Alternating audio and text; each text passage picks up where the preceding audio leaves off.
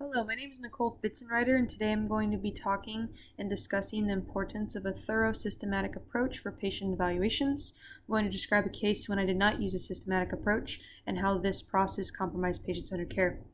So, quick little history about the case. We had a 46-year-old active female who came in to me after complaining of kind of some proximal calf pain.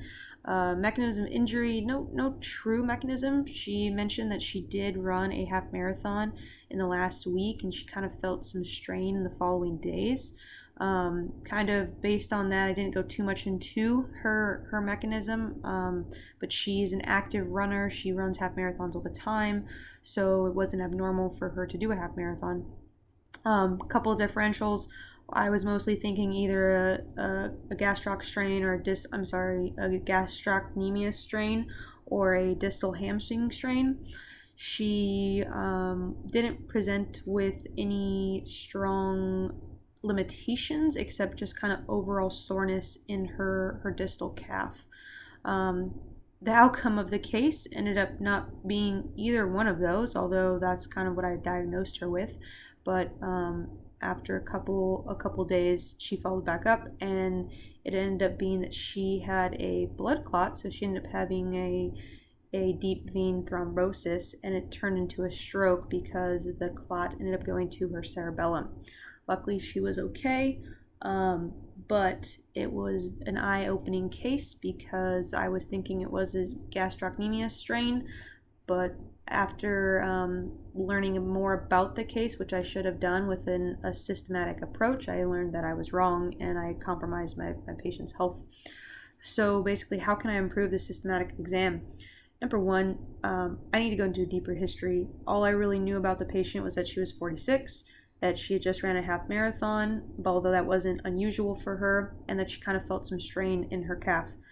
After discussing the case more with her, after I found out exactly what happened, I'd found out that she was on birth control, which I know is a predisposing factor for DVTs. And then on top of that, she ended up having to drive about 6 to 8 hours home without ambulation, without getting up after her marathon. So very stagnant and not increasing kind of that blood flow.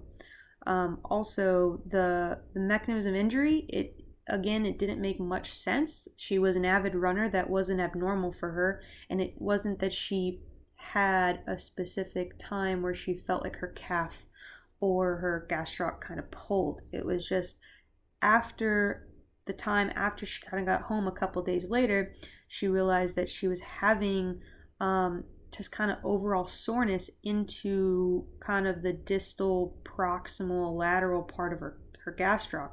So there wasn't a true mechanism. And then going off of my physical examination, her location was pretty textbook for a DVT. Like I said, it was on that the lateral proximal gastrocnemius, which again we know is kind of more textbook. Although, and also, I did not measure any girth measurements to figure out. I kind of eyeballed, I looked at her calf, it wasn't red, it didn't appear to be swollen. However, if I had taken a better approach to get girth measurements and compare bilaterally, I might have seen that there was increased swelling. And again, her overall strength was good, which I would imagine because it wasn't a strain, although I diagnosed it as a strain. And then whether, even if I didn't think that at the time, first of all, I think just given, if I knew all that information, I probably would have had her gone to the emergency room just to get an ultrasound of her entire lower leg. So that was a big miss. And I think if I would known kind of the history, the mechanism, and the physical examination, that would have been on there. And even if I didn't do that, then I need to explain, although that is a differential to her, and maybe she wasn't truly exhibiting that, but also give her the extreme red flags, which would be the increased swelling, the redness, the shortness of breath, any of those immediate red flags that would prompt me to tell her to go to the emergency room.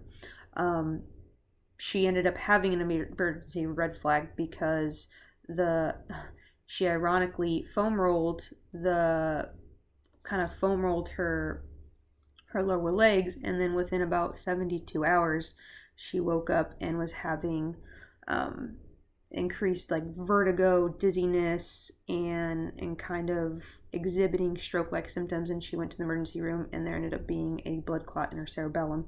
So it wasn't within kind of the droopy face; it was more or less the vestibular cochlear part of her brain.